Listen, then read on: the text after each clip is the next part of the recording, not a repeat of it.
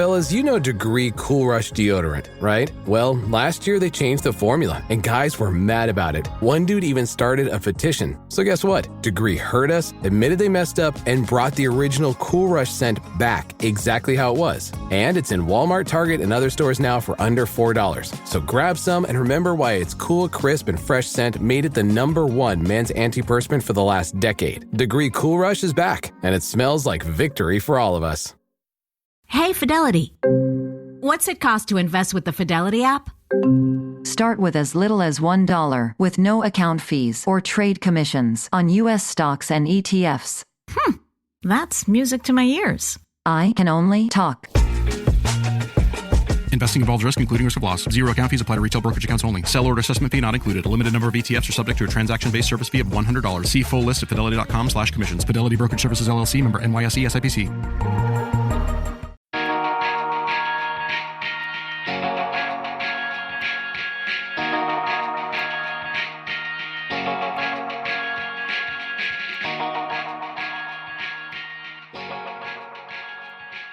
Hello, everyone. Welcome back to the Underrated Movie Podcast.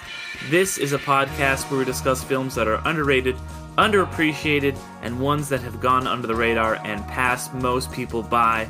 I am your host, Derek McDuff, and today I'm joined by guest Travis Bow, host of the Minute of Thieves podcast. How's it going, Travis? Going well. Thanks for having me. Yeah, glad to have you. You, as we mentioned, you host the Minute of Thieves, which is a very appropriate podcast, given your name. What did you want to let the people know about your show?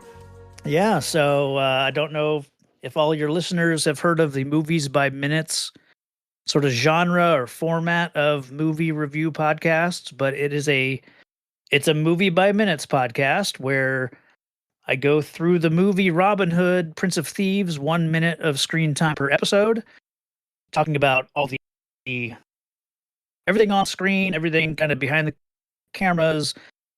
You know, of course, we talk about the accent, all of it. So it's a good time. The format got started by Pete and Alex, like in 2013.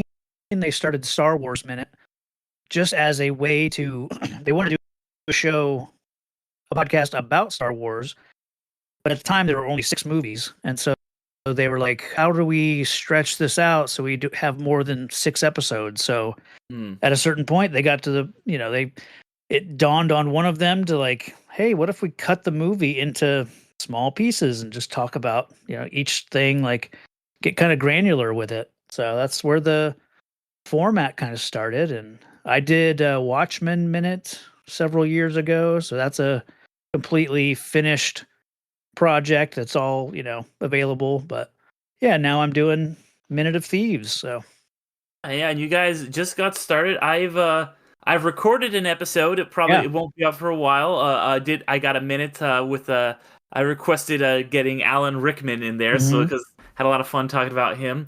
Yeah, but I've also done a bonus episode that you guys did, the Road to Sherwood, talking about some of the other Robin Hood and Robin Hood adjacent stuff. I talked about the 2010 Robin Hood, which I might cover at some point on this show. Yeah, I think it's worthy of an underrated episode. Yeah. But today we're going to be talking about a different historical film, a more recent historical film. In terms of chronologically, I think it came out maybe actually the same year. But that would be Iron Will, which is the story loosely historical, loosely based on a true story. Inspired by. Yes, that's a good way to put it. Inspired by. Of the 1917 dog sled race from Winnipeg to St. Paul, starring Mackenzie Austin, creep Kevin Spacey, and David Ogden Stiers, directed by Charles Hayde. This was a movie that was a real childhood classic of mine. I had the VHS, would watch it over and over again. When I gave you my big long list of movies that I'm looking to cover, you gave me a few back, including this one. I was like, okay, I don't know who else is going to want to come on and talk Iron Will with me, but I got to talk about it. Why was this one you gravitated towards? Like yourself, this was one that I watched, not a ton growing up. I would have been 11 when this came out in what, 94. Yeah. So it got some play. Maybe we owned it. We might have owned it. Watched it a few times, but it felt like in that era, this was part of the cold weather dog movie hat trick alongside, White Fang, and there was a TV movie with Ricky Schroeder, Call of the Wild. Okay. And we had that. My sister and I must have taped that because we watched that, several times as well. So it was kind of like, I think this one kind of came in at the tail end of all that. And I remember watching it enough times to enjoy it. And so then cut till now, I hadn't thought about this movie in 20 something years or whatever. But some not to, forgive me for plugging another show on your show, but some friends have a podcast called A Free Podcast. So good luck searching that podcast. But over there, they do they'll do a series of movies for a season. And this season happened to be made in Minnesota. So they were, because most of those hosts are from that region, they were doing a series of films that were shot in Minnesota, and this was one of them. And I checked out that episode. I rewatched the movie to listen along to their episode, and so having that fresh in my memory and seeing it was on your list, I was like, I just watched it. I've got it fresh in my head. I've got some thoughts on it. So I rewatched it then yesterday and today for this, and just felt like a good one to talk about. So absolutely. And like I said, this is one of my ones that I watched as a kid. I'm a little bit younger than you, so I was pretty young when I saw this one, and my family was also one that definitely taped a lot of things on TV. So we had a lot of the VHS. I remember we had Princess Bride with the commercial breaks and it would cut out whenever Manny Patinkin would cuss or something like that. But this is one we actually had the VHS for. So I really must have loved this one as a kid because I made my mom go out and buy it. I don't remember if I saw it in the theater or what, but this was one I would watch over and over and over again. It was one that spoke to me as a kid, and I always wanted to be Iron Will. I was just inspired by his dedication and his passion and all that stuff. But I hadn't watched it since then. I don't think I had watched this movie since the 90s. I didn't watch it on DVD, or I've never seen it on streaming before. I watched it on Disney Plus for this. How did it hold up for you as an adult? It plays like you want a feel-good Disney movie to play. It feels a lot like another live-action Disney feel-good movie that I absolutely love that also would be good for this show. Miracle, the story of the hockey, Kurt Russell. So it kind of has that same vibe to it.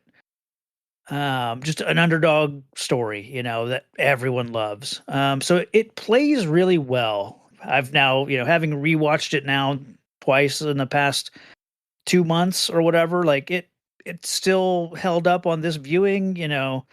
There's some stuff this time going through it while taking notes, I noticed different things. And no, it's a fun watch. I would still say that if you've got small kids, in the 6 to 12 age range, maybe throw this one on. It's I think it would play.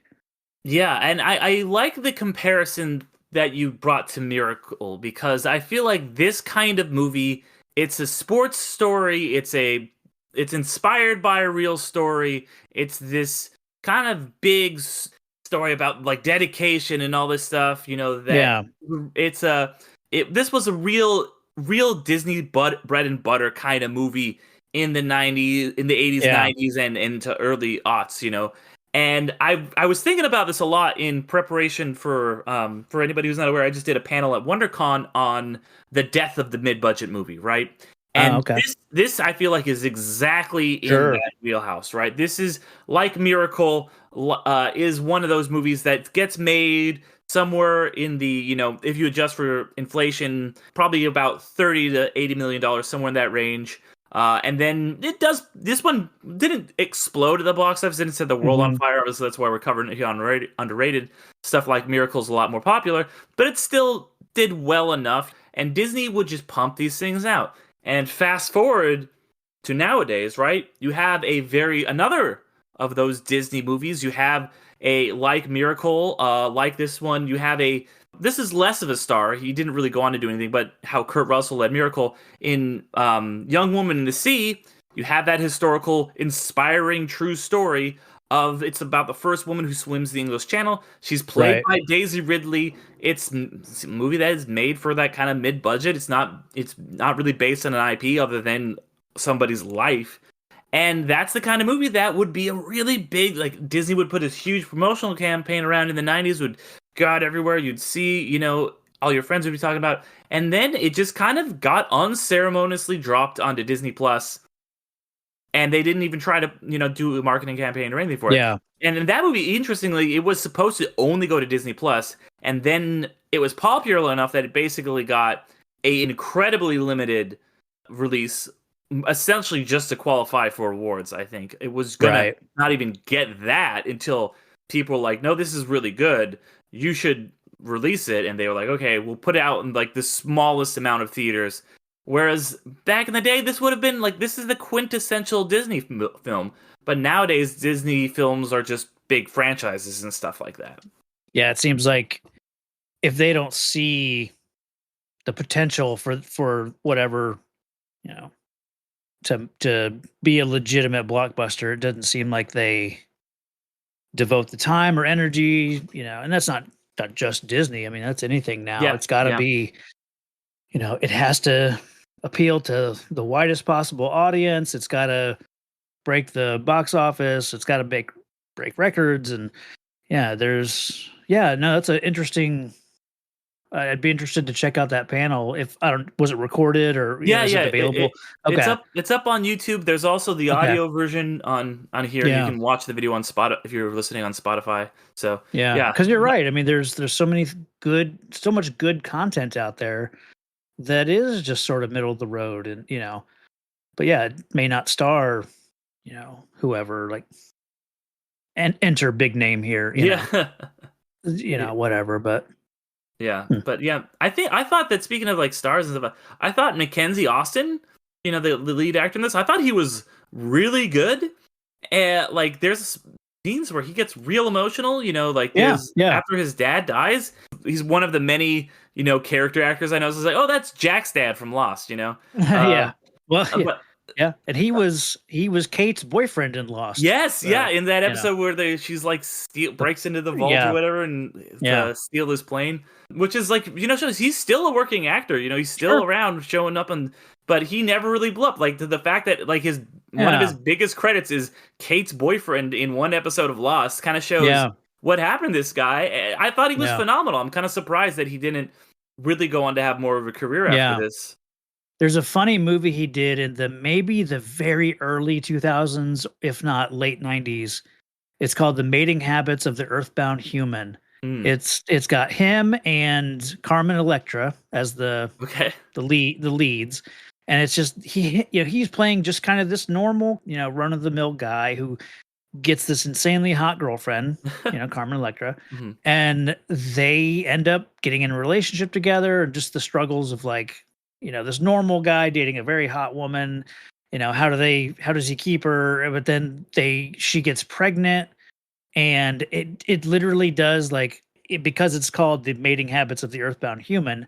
It's a documentary as if being told by aliens. So it's like we're observing the mating rituals of the human, right? And it's narrated by Niles from Frasier, David Hyde Pierce. Oh, nice. Nice. He's narrating the whole thing, and like, and the male of the human species, does this ritualistic mating, dance, and it just cuts to him, and he's just looking like a fool on the dance floor at a club.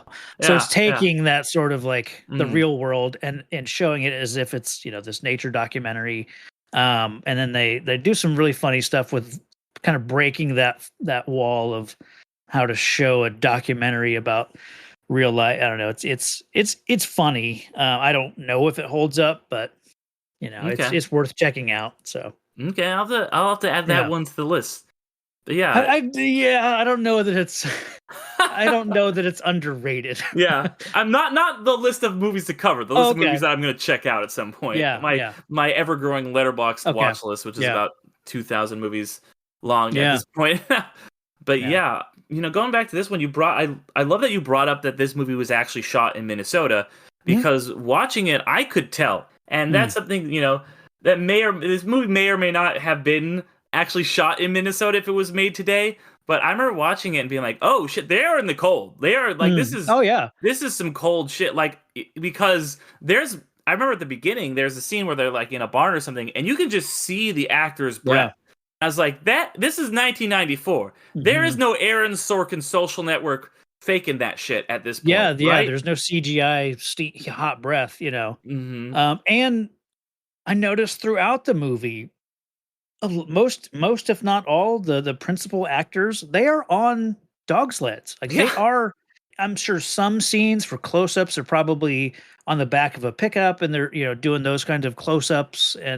But some of them, the camera will, without cutting, will pan through the team of dog sleds, team of dogs running, and then up to the actors' faces. Like there's no. I kept expecting to see a lot of like middle shots of stunt people, professionals on these sleds, but most of them, from what I could kind of tell, most of them were the principal actors. So credit them for just kind of like, hey, they probably trained to do this in semi-controlled conditions, of course, but it's still like it makes this movie feel more real. So props to them for going that effort. Yeah, like I said, this film does have like a lot of character actors, but it's none of the people in the race, right? It's all like here's Kevin Spacey as a reporter. Yeah. Here's the tyke who Brian Cox is like, God damn it, we've got to stop him. Yeah. Ryan Will is racing too hard. Yeah, the Monopoly men that they cut to every 10 minutes. She's like, I'm here to be evil and try and get money, and you're like, Brian Cox, you're the best. But it's like, but then you see everybody who's on a sled is not somebody you would recognize really from anything else. So it's clear, like, okay, I don't know if these are dog sled people they taught to act or actors who were good at dog sledding, right? But they really were doing it, and it shows. Like, this movie looks great, and they're really going through nature. This is not shot on the volume or something. They're really going through the snow and the elements and the trees and all that. And there's no rear projection, And as somebody who's like a big fan of like winter sports, whenever the Winter Olympics come around, I always like, let's go. This is my jam. I was engrossed in it. I loved seeing it. I love just the wintry weather, I love that scene when he sees that train in the snow and he's just like sees the majesty. So I don't know, especially me growing up in Southern California, whenever I get to see some stuff it was like an escape. I was like, I never got to see that snow and all this cool stuff in my real life. So when I got to see it in this movie, I was like, this is so cool. Yeah, I did you do any looking up the real story? A little bit. I did a Christopher Ganson. So from what I could tell, it looks like it's mostly based on the story of this guy Fred Hartman. He was like 26. He was an American, and had a lot of the things that happened were similar, where he kind of became like, even though he doesn't, for the record, he does not win that race. Right. He does kind of become like a folk hero and stuff like that, and people rally around him and everything. But it's also based on the person who actually won that race, Albert Campbell, who was a Canadian, and he's of the Métis tribe, which is like a mixed race indigenous peoples from Canada. French and Cree, Indian, I guess. Yeah, so, there's a little bit of, as this was the early 90s, mid-90s, unsurprisingly, a little bit of whitewashing going on. Yeah, that's what I wrote down too. Like, and it's unfortunate that they took those two guys and kind of threw them into blender and created this character of Iron Will. And we see the Carey brother, the Albert and Gabriel, Campbell in real life become Albert and Gabriel Carey in the film. They end up winning second and third place. And, Will just not to cut to the ending, but he barely manages to win. But it's like, it's okay to have an underdog story where he doesn't win, but he learns. What he gains is more important than winning the race. I mean, it just, at the end, when you kind of learn all the true facts, it's like, man, I kind of wish they would have not made this story about a kid who, wins this race. Just tell a true story. And because the adventure that he goes on through this movie, I think would be enough to shape a person to go on to, spoilers, like I looked up the guy's life. Yeah. I mean, he doesn't live much longer than after the story ends, but yeah, it's just a little disappointing that it's inspired by, it's not based on true events. I can't remember if this one does start with based on a true story or anything like that, but it definitely leans more in the, inspired by category. So right. Yeah. I don't think it does, but I feel like the marketing campaign did. Yeah. I feel like the trailers were like inspired by a true story or whatever, I would have been really interested to see, like I said, I don't know if this movie comes out today. I do think maybe the character is an indigenous character, and maybe you take some different elements, right? Maybe you were like, okay, you still take some things from the American's life. You still have him be this like American kid, but then you are like, okay, sure. Well, you take some of the elements that they kind of pass off on his mentor figure, how he kind of has this like mentor figure that's a Native American who's just kind of like, yes, I will teach you the way. Is very stereotypical. Maybe give some of those. Give some of those elements to the main character. Yeah. But yeah, so it's very 90s, it feels like a movie that came out after Glory or something like that. Yeah. Even the Careys, or I'm sorry, the real life Campbells lost their father 2 weeks before the race started. So that's another thing that they kind of take from the Campbell, brothers and give to the Hartman character. It's a choice, but I'm not surprised that a 90s Disney movie went this route. It's just kind of, watching it now, it's kind of like, man, I kind of get a young Adam Beach, who's just coming up in his acting career. Here, he'd be the perfect age for something like this. Give him the role and make it, a story about him struggling to win a race like this. I mean, that would still play, Yeah. No, I completely agree with you, and it's one of those elements from the movie that is a little bit dated now, but I do at least appreciate that they did have those characters represented in the film. Yeah. And I do think I think racing films are always really interesting because you have obviously the main character, the kind of like person you're rooting for, but there's always like a colorful cast around them, and there's some allies usually, and there's some villains and stuff like that. Like one of my all-time favorite films is Speed Racer. That's got an incredible cast of colorful characters. Hidalgo's another one that reminds me a lot of this. I think that was a Disney one that came out in like the mid-aughts. That's very much like, hey, here's another inspired by a true story about this guy who won, this crazy race. And so there is like a colorful cast. You've got the Native American brothers. You've got the quote unquote the cowboy, the only other American in the race. Yeah. And you've got like the Scandinavians. There's that one he saves, and then of course you've got the evil big Swede. I love that guy. He's just so fucking evil. He's like the only one who's whipping his dogs and stuff. And he's got like wolves essentially. He's in a different movie than everyone else. He is acting. He's chewing every bit of scenery. He's good. He's just dripping with evil. But then there's some scenes where it's like they're preparing to make this big descent down a mountain, and he's standing on a cliff, just laughing his head off into the void. Like it's pure movie villain sort of stuff. But he's fun to watch for sure. But yeah. Yeah, very, very just like over the top villain that, yeah, most of the movie's pretty grounded and he's just like you said, chewing the scenery. I kind of was like, almost like, I was like, this is a grounded movie. I'm kind of rooting for this guy to get killed at some point. I kept thinking that his dogs fully turn on him and kill him, but Will's there kind of at the last moment to scare him off with his gun. So, but yeah, I in my memory, I thought the dogs finished him off, but. Right. And it's like, okay, cool. Will's a good guy. He just scared him off with his gun. But like, you do love that moment when the dogs kind of turn on him because he's just like whipping them and just like, he's like yelling.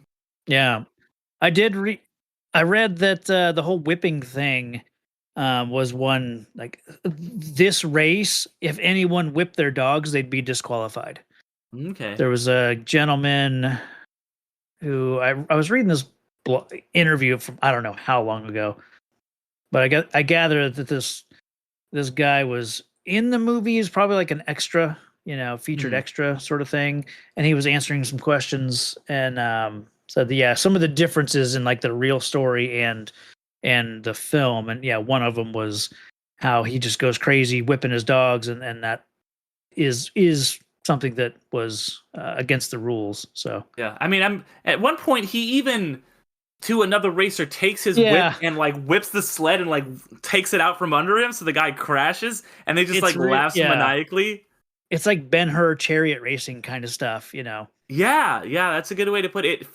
It feels kind of like this historical epic at certain points, which I kind of dug. I appreciated, and it lent itself, I feel like, to the themes of just kind of triumphing over adversity and him being having this iron will. There is one of the I always kind of joke around about when they say the name of a movie and they're like, there it is, and they really hit the nail on it when Kevin Spacey. They make a meal out. Yeah, he makes a meal out of that. Yeah, because he's on the phone and he's just like, his iron will. Hold on a second, iron will. Man, I'm good. And then all the other reporters are like, iron will, and but yeah, I love a good underdog story. And this really was, and it could have ended with him losing. I think it was ended with Dodgeball originally, and they made him change it. But I also read in that same interview that they had some alternate ending sort of stuff. They were kind of playing with the ending, and they ultimately decided, let's go with the typical Disney feel good sort of ending, but that they had considered a loss at the end. So yeah, I will say though, I did like that this one ended with a win, because it felt in line with a lot of the themes that were building up to it, and then him kind of overcoming this last hurdle that has haunted him throughout the whole film of being able to cross the ice, because his dad fell through the ice, drowned, and so he at various points doesn't take the ice. He almost gets hit by a train because of it. His dog, his dad's dog almost dies because of that, and then he's finally able to overcome that. And also, I really like that because he's got his that lets him get the money to go to college, and then the movie just ends, right? I mean, he wins the race. They're all hugging, and it doesn't It's like, cool. We don't need to have a whole thing where it's like he goes and his redheaded crush is there and they kiss, and then he's like, I'm gonna do that, and then it cuts to and it's 1 year later and they're sitting around and he's at college. None of that shit, right? It doesn't even have a text, because this is, as I said, allegedly based on a true story. It doesn't even have a text that says what he did later in life, what everyone. And Kevin Spacey went off to win the Pulitzer Prize. It doesn't have any of that. The movie, it's here's the story we wanted to tell. Triumph, boom, ending. And I was like, cool, perfect. I don't need anything else. I like when a movie understands when to end. Wow. So I 180-degree difference between what you wanted in this ending versus what I wanted, because I would rather have, even if he wins the race, I would rather go back home with him and have him, now that he's won, maybe he's he can go home and kind of make the people who doubted him like eat shit. Maybe he goes up to his best girl and gives her a kiss. Like, give me the sense that he's going to take this win and do something with it, because I don't know, because at the start of the movie, his mom was like, after his dad dies, he's like, oh, I'm going to stay home. I'm going to take over dad's furniture business and fill the orders. And she says, no, you can't do that because you don't have your father's touch. So it's like, okay, well, he has no job prospect, apparently. He's kind of interested in school, but he's also like, he's letting his fear stand in his way, which is what his dad didn't want. So I don't know where he stands with school. And then with the girl, it's like they make it very like plain as day that like there's someone interested in him at home. And in any other movie like this, that would be his girl. He would be writing letters to her during the race, and sending him off on the train every day. I mean, it has that vibe, but then there's no attention. Like, from his point of view, he does not care about this girl. And it's not to say that then he should go kiss her.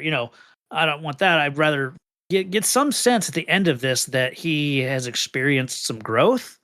Because other than like, he faces some external challenges, like his dog gets attacked by the, what's his name? Borg, the evil. I kept thinking of him as Icelandic because the villains in D2, yeah. D2 were Icelandic. So, but yeah, Swedish. His dog gets attacked by the Swede's dog, this big fat husky, and then his sled gets banged up, because he narrowly avoids this train. I just don't know that I'd rather see some growth at the end of it, other than just, well, he trained for a month and just was sleep deprived, so he won. Yeah.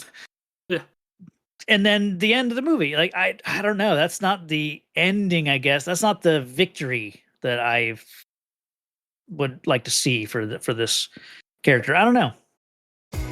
This episode is brought to you by Temptations Cat Treats. Your cat will come running for the perfectly irresistible Temptations Creamy Puree and Temptations Lickable Spoon Cat Treats.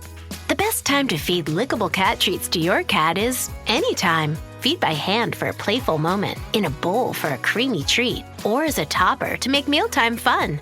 Visit TemptationsTreats.com to learn more.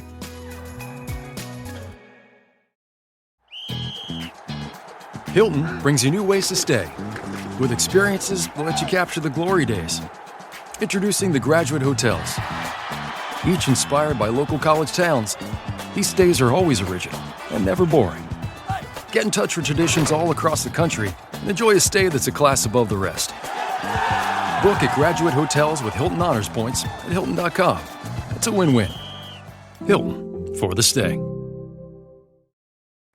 See, for me, the emotional climax of the movie is definitely the climax, right? When he gets up and, uses his will to push through and grab the thing. But that's part of his character has always been there. I think, for me, the character climax comes a little bit earlier when he, like we said, goes next to that frozen river, goes across the ice, because that's been his one big thing, is that because it is, tied to his dad and that fear and stuff. But he said even before that, he's like afraid to go off to school. That's been his one big character flaw, is this fear, this thing of that he's being held back. He's afraid to really try. And then when he's able to finally overcome his fear, that's when the character really, his arc really comes to a head, and everything after that is emotional. And I did get kind of like worked up when I was like, because at first it's a little cheesy, falls down, you're like, okay, like you're drawing this out, but I was kind of pulled back in when it's like,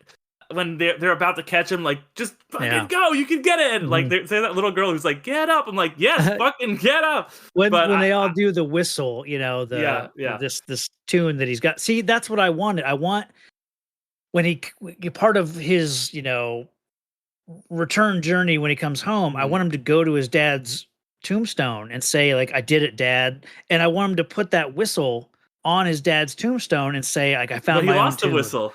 Yeah, but I'm sure it come. Yeah. Oh, that's right. That's why he started doing the full on whistle. But you know what I mean? Like, Yeah. go back to his dad. Have a tell him that he did it. He made his own path. Even if he lost, say, well, I lost the race, but I found what you were trying to show me, or I found what does he say? Don't let fear stand in the way of your dreams. So tie that back in. Like at the end of it, when he wins, he could barely stand, and his mom hugs him, and then it cuts to black. It's like, God damn, like give me something to show me that like this character goes on to do something. Because what I'm left with is like I can Wikipedia the real guy and find out that he goes off to World War I and crashes his plane, not even in combat, just a flight accident. It just crashes his plane and dies. It's like, that's not the ending I want. If you're gonna make up a story about this guy, say that he goes home, kisses the girl, starts a furniture business, lives a good life, fights in the war, comes back a hero, inspires the country, because that's what they're doing with this character throughout the movie. Is like he's inspiring America, and I don't know, I just kind of get nothing at the very end of it. So that's fair. I mean, it hit for me, but I can understand why that abruptness wouldn't work for you. But you mentioned something. We were talking about the whistle, and it kind of it unlocks something that I had been thinking about, because I was thinking about like, what was the point of him losing that whistle, right? That was a question that I had, and when I was watching the movie, because it's like, oh, he lost the whistle, but then he just starts whistling again. Yeah. And now that you mentioned, I think the reason they do that, right, is because it's part of his journey to, because it's kind of a crutch he's using, right? He can't do the whistling himself. It's his dad's whistle, and that's about the point where he's really starting to connect to his dad's dog, the lead dog, who's kind of, that's before it gets injured and stuff like that. And so that's when he is relying less on like, oh, this is my dad's dog, I'm using this whistle because I can't do it myself. And then he's like, no, wait, I have to do it myself. I thought that was an interesting symbol. Yeah. You also talked about the grave, and I did have in my notes that, at the start of that journey, there's this really beautiful shot. And this goes back to, again, this is shot on location, in Minnesota with, I don't know if it was real snow or if it was like fake snow or whatever, but it looked incredible either way. And there's this shot where he's trudging through the snow, and then his dad's grave is right there. It just says Stoneman on it. And he's kind of like walking from the grave over to his dad's sled and the dogs. And I just thought, man, regardless of context, because I think the context in that is very interesting about, he's like, okay, I'm going to do this for my dad. I'm going to literally walk in his footsteps and take on what his dream, regardless of context. That's just a really good looking shot. I was like really taken by all that. There was a shot like that where his dad dies, gets pulled into the water, cuts the dogs loose, so the dogs take off. He sinks. I guess the Will gets caught up with the dogs and gets dragged away, so he can't help his dad. And then it cuts to he's standing in a clearing with a big bonfire going, and I thought, oh shit, this is like way back in the day when I can't. I thought for a minute, oh, he recovered his dad's body and had a funeral fire for him, like burned his dad's body. It's like, oh yeah, we're not that long. It's not that far in the past where you would have to do that, bury him on the side of the road, or do this kind of Viking funeral for him. And then it cuts to the funeral where everyone's like marching through the snow. It's like, oh yeah, we're still in modern enough times where they would have a funeral, but like, so I don't know what the point of the bonfire shot was, like when that's supposed to like take place, but it's a beautiful shot still.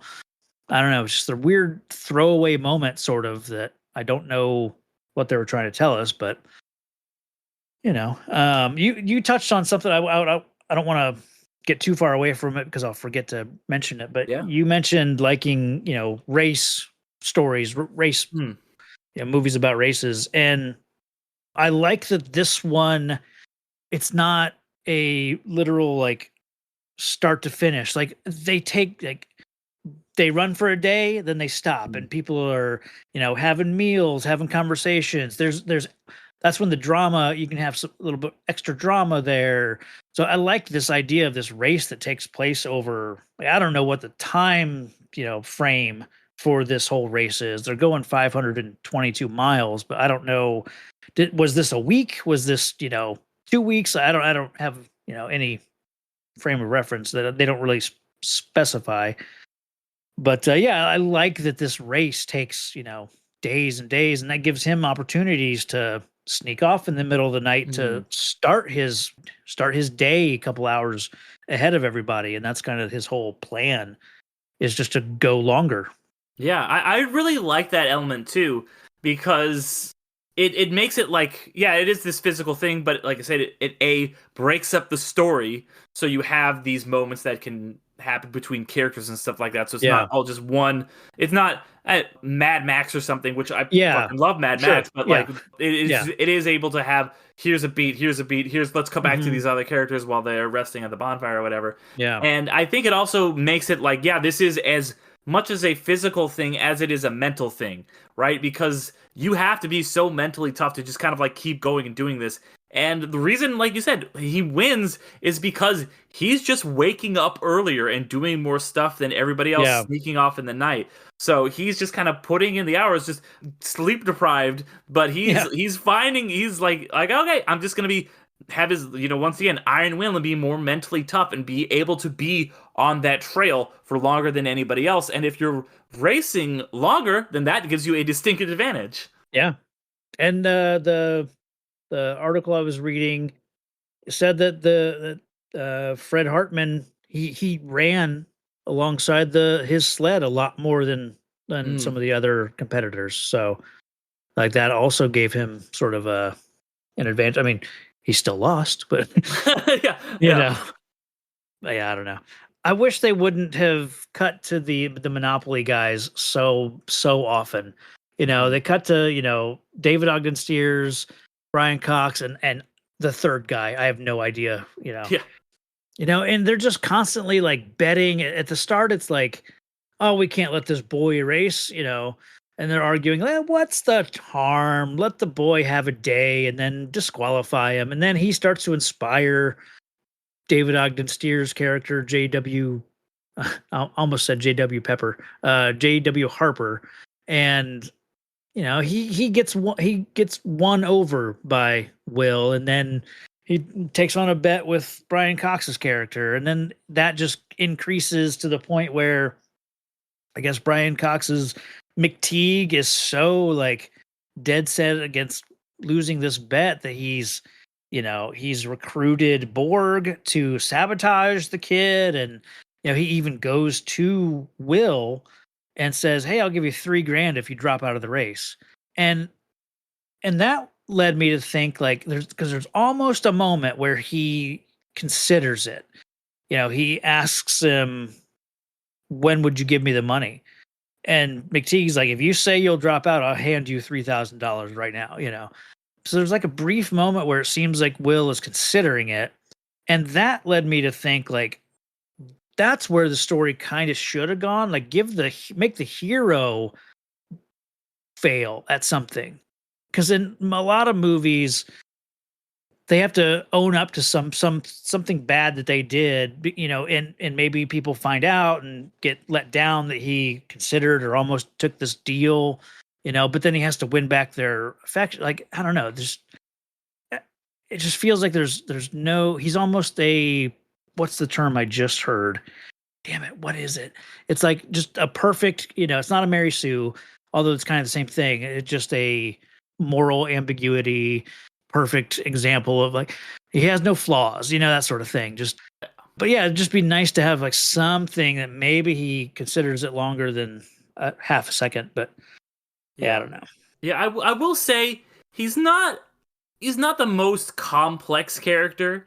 Mm-hmm. He's one of these characters that is more of like an ideal, right? He's more of a stand-in for like, and I would say he's like a poorly written character, or like there's nothing on the page, because you get a sense of who this guy is, but he's about as deep as a puddle. He's kind of like just like, hey, he's the stand-in for this guy who just will go to any length and do anything and just keeps going and going and going.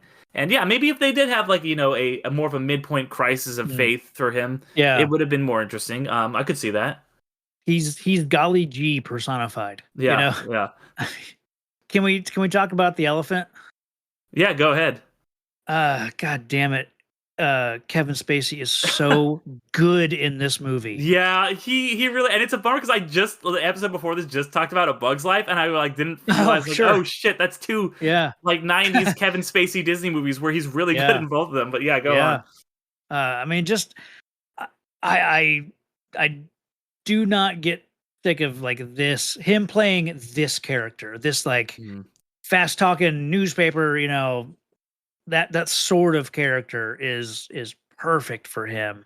He's just got the right voice, he nails that temperament, him reading his story into the phone so that someone in an office, can transcribe it. He's got that fast-paced manic sort of thing. And like you said with the Iron Will, like, boy, that's great. Just, I don't know. It's so, he's perfect for that role. And it sucks that we can't enjoy him more now, Yeah. When I watched this a couple weeks ago, like I said, I came away like, shit, am I gonna go back to House of Cards and watch some more of that? Yeah. Because I never finished it, and it's like I'd like to see him act more, but I don't. But that's we don't weird. also at the same time. Yeah. So. Yeah, no, it's I don't know. Yeah, you're absolutely right, and we've been kind of dancing around it. He's phenomenal in this. He is, I think was like one of the main selling points. This is right when he's starting to pop.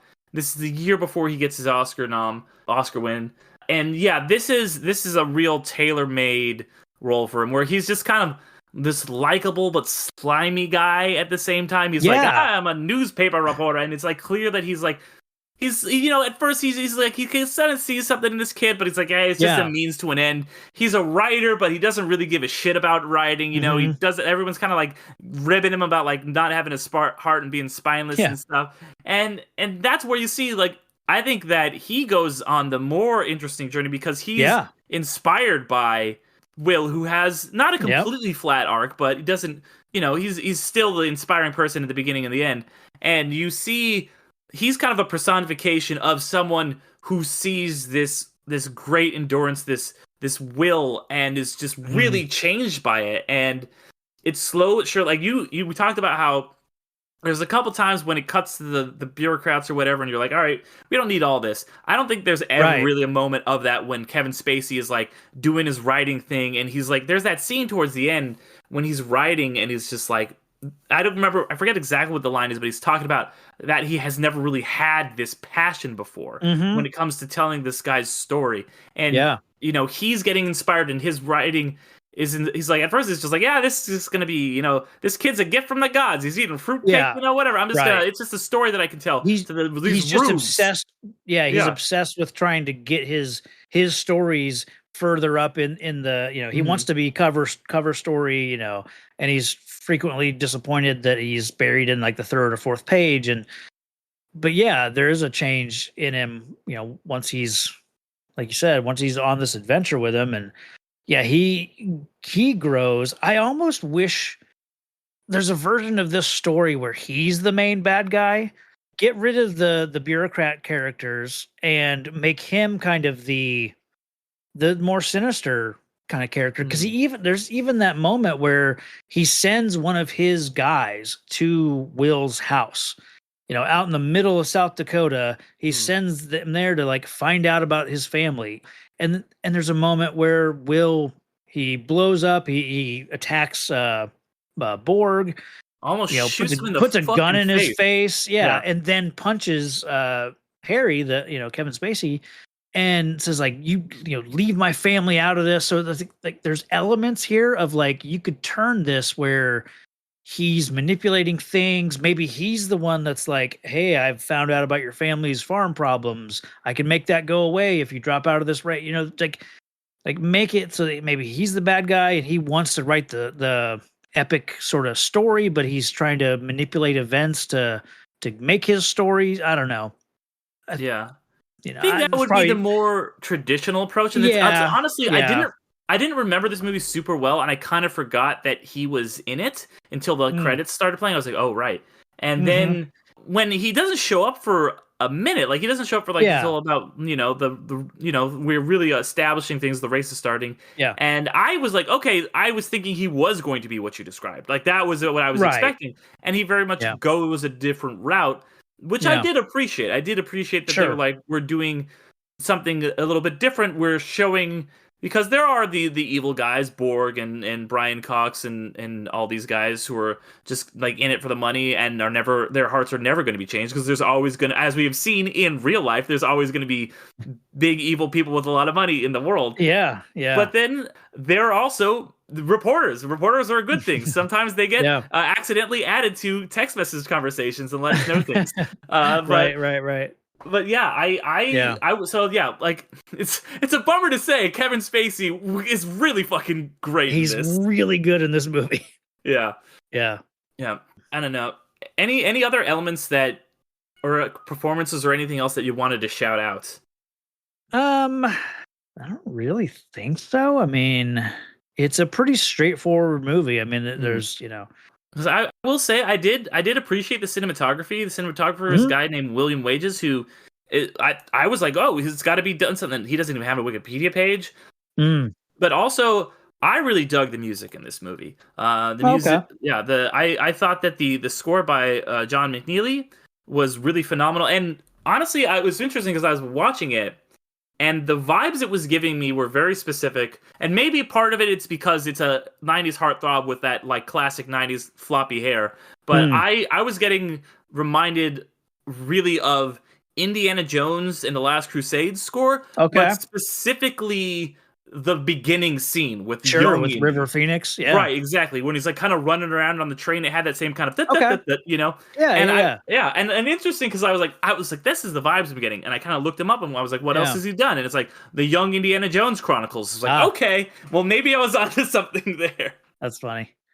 Yeah, and it's interesting that you bring up the score. Score is usually something that I notice and laser focus on, but yeah, I didn't really connect with the score in this one. I mean, I'm sure at moments I did. I was more taken by when they would use his whistle sort of tune in the score. That was always nice, especially at the end when when they all whistle and kind of rouse him. There's some good score there, but yeah, I didn't overall throughout the movie. I noticed like at the start of it, it feels very jaunty and very lighthearted. Like then it changes throughout the movie, like a little bit more serious. There is when his dog gets attacked, that whole scene is really, it's different than anything else in the movie because you're like, it's quiet. You're going through the woods. He's alone. And you can tell that he's like, there's something not right here. It's the very music gets dreamlike, sinister, And then you see like Borg, and then like he unclips his dog. It's almost like that scene in Braveheart where we just got introduced to the Irish guy, and then we see Braveheart. He's out in the woods hunting a deer, and we see the Irish guy, and we think, okay, he's about to attack William Wallace in the woods, and then there's a third guy that runs out and attacks him. So it's almost like that. It's very like things aren't what they seem. We're not safe here. Someone's about to get attacked in the woods. It's very effective. Yeah. But yeah. And then, like I said briefly there, when he goes and confronts, he meets up with everyone in camp that night and just confronts Borg, puts a gun in his face, I mean, as far as Disney movies go, like that, it's pretty, just to have a gun with him at all kind of feels like, wait, this is, interesting. At first, when they show the gun, you can tell he's thinking, am I going to have to shoot my dog? Yeah. Which is something that happened in real life. I think Albert Campbell's dog got in a dogfight before the race even started. So he started the race without his, lead dog, I guess. Okay, yeah, that's interesting because that was like a very effective scene. It's almost like we said, it's shot very different than the rest of the movie. The score drops out. It becomes very spooky and ethereal, almost like a horror movie. And then that confrontation right afterwards is very intense. You know, that's another time when I'm like, man, this Mackenzie Austin kid, he can fucking act. And I love that scene. It kind of ends with that very tense standoff, and he walks away, and all the other kind of racers just kind of like jump up, and like the Native American characters have their knives. So like, back the fuck off, dude. Like, we all hate you. Like, so I really thought that was good. And that was the dog attack scene is one of those ones that like lived in my deep memory that I was like, oh, I remember this shit, because, you know, like a dog in a movie getting it, like that's always some sad thing. The other one that really stuck in my memory is his dad's death scene, because it kind of just comes out of nowhere, and it really hits you with them. Like, it is intense for like a Disney movie. Like, I remember being like a kid and be like, this is fucked up. Like, this is doing some psychological damage, maybe. Like, that is like, he's like drowning slowly, and the dogs are trying to pull him out, and he's just like, get out of here. Like, I don't know. That was like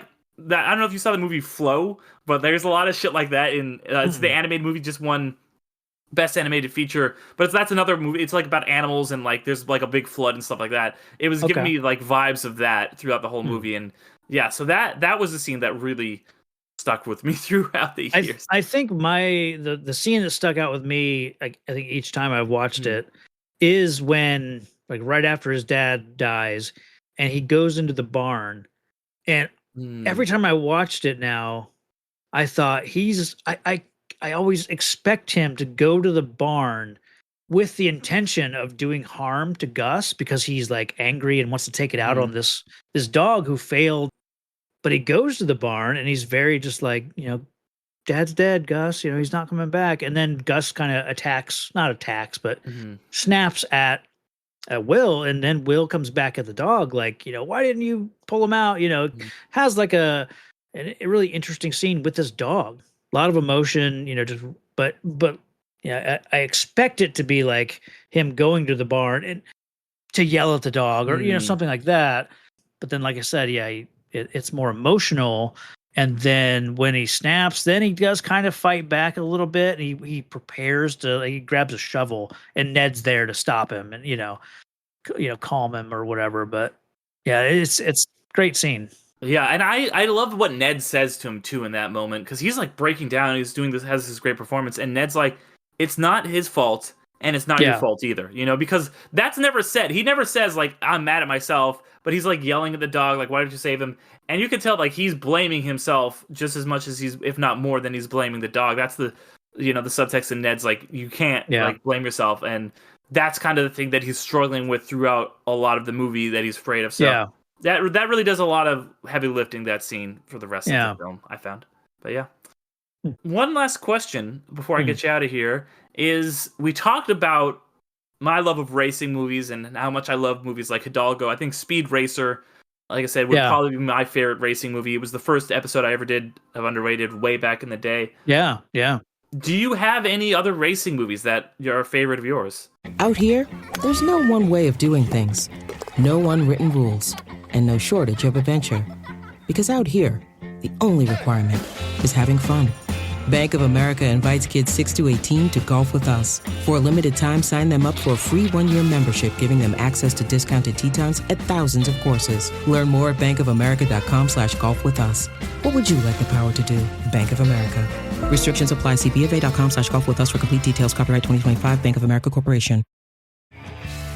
At the Hyundai Getaway Sales Event, get deals so right, it almost feels wrong. Now's the best time to get that Hyundai you've always wanted. Plus, every new Hyundai comes with America's Best Warranty and 3 years or 36,000 miles of limited complimentary maintenance. Don't think you can get away with all that? Think again. The Hyundai Getaway Sales Event. Visit your local Hyundai dealer today. It's a great day for a new Hyundai. The one that comes to mind when you say racing movies, Days of Thunder. Oh, okay. I love Days of Thunder. I grew up on that movie. Like that and Top Gun, you know, that prime era of Tom Cruise.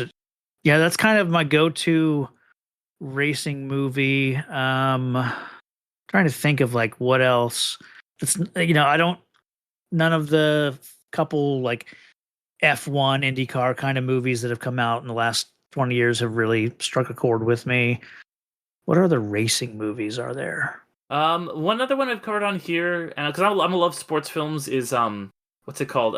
It's a Rush, the Ron Howard film. Yeah, never saw it. Yeah, and then there's Ford v Ferrari is another one. That one's good. I did see that one this last year. I liked it. Yeah. It's a good dad movie, you know? Yeah. And then F1 is coming out this summer, so that'll be interesting to see. Right. But no, I'll go with Days of Thunder because that's that's the one that I grew up on, and Rubbing's racing. So nice, very nice. All right, well, this was a blast. I had a ton of fun talking about Iron Will with you. Before you go, anything else you wanted to let the people know? Where can people find Minute of Thieves and any of the other stuff? I mean, it's Minute of Thieves, pretty much on all your socials.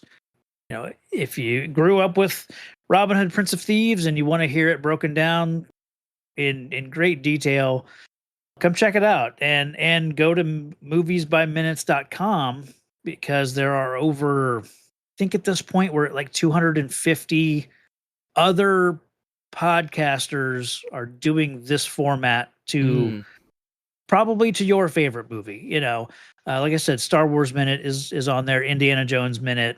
I mean, there are so many franchises being covered in this format, so it's a lot of fun. Check that out. And then I also do Real Comic Heroes. It's Real with 2 E's. And over there we do, we started with a big list of comic book movies, starting with Superman and the Mole Men from 1951. And we work our way towards present day. And as of this recording, we are in 2001. We just did Monkey Bone, which I believe was on your list. I think you did an episode on. I've covered that one. We did that. We just did Batman Beyond, Return of the Joker, X-Men. We're right in the, we just did 2000. Now we're in 2001. So yeah, it's a fun show as well. So very nice, very nice. Out. That reminds me, I need to get you on my other podcast that I do sporadically, Infinity Stones and Dragon Bones. About whenever there's a new Marvel movie. So I got to get you to come on that one at some point. So if anybody out there is listening, check that one out too, Infinity Stones and Dragon Bones, as well as I also do another podcast which comes out on opposite Mondays of this one, called the Midnight Film Society. That one's more just kind of a what we've been watching type thing with me and my buddy Damien. And then so you can also subscribe to my Patreon if you're a fan of all that stuff for as little as $1 a month. Get episodes early and ad-free. If you're a patron of at least $3, you also get a whole bonus podcast that comes out once a month called Across the Second Dimension. And if you're a patron at the $5 level, you can actually choose a movie for me to cover after you've been a patron for a certain amount of time. So all that stuff, underratedmoviepodcast.com. If you don't feel like doing any of that, though, if you want to just subscribe or give the show a rating of 5 stars or a like if you're listening on YouTube, that really, really helps shows like this out a lot. But yeah, thank you so much one more time, Travis, for coming on. This episode, thank you for having me. Yeah, this episode really hit the mark, I think.